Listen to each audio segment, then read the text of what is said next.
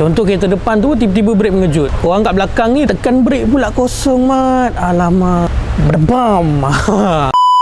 Ramai sebenarnya yang kenal kita ni sebagai workshop yang banyak buat model daripada BMW kan. Masalah leaking lah, coolant lah, macam-macam lagi lah kan. Yes, memang kita banyak buat BMW, tapi korang tak tahu kita pun ada buat juga untuk model mini. Dekat belakang aku ni model yang boleh kata agak jarang lah ada masuk. Yang ni model mini Clubman.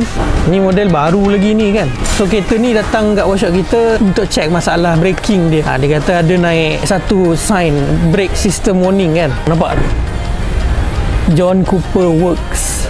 So dia punya brake system pun bukan kaleng-kaleng punya ni. Ni 4 piston ni. Jadi kita dah buka dia punya tayar ni. Sekarang baru proses nak buat checking lah dekat bahagian brake ni. Pentingnya sistem brake ni, tak kisahlah apa-apa model kereta konti sekalipun ataupun kereta JDM ke lokal ke kan. Kalau korang tak jaga dia, let's say lah kalau kata korang dalam keadaan emergency, contoh kereta depan tu tiba-tiba brake mengejut. Korang kat belakang ni dah menggagau dah kan, nak tekan brake. Tekan brake pula kosong, mat. Alamak, berbam.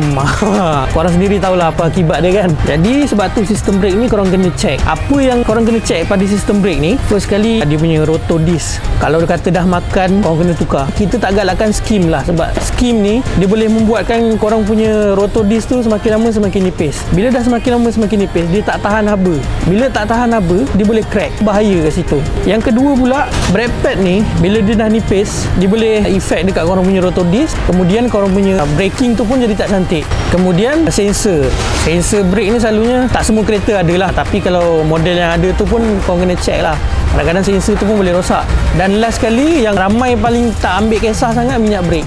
Minyak brake ni sebenarnya penting, sebab minyak brake ni pun dia boleh kotor juga. Kita kena buang, kita kena isi minyak baru, kena bleeding balik brake tu, bagi dia padat, bagi dia cun kan. Baru okey brake korang sendiri dah dengar kan betapa pentingnya penjagaan brake ni. Jadi kepada korang kat luar sana yang ada model Mini Cooper, apa-apa model Clubman macam ni ke, ataupun Mini Cooper yang lain-lain tu, korang ada masalah dengan Mini Cooper korang ataupun BMW korang, Audi, Volkswagen, Merc, Volvo, Porsche, boleh kontak terus kita orang lah untuk buat checking, untuk buat apa-apa repair, servis. Transmaticautomotive, Section 15 Shah Alam.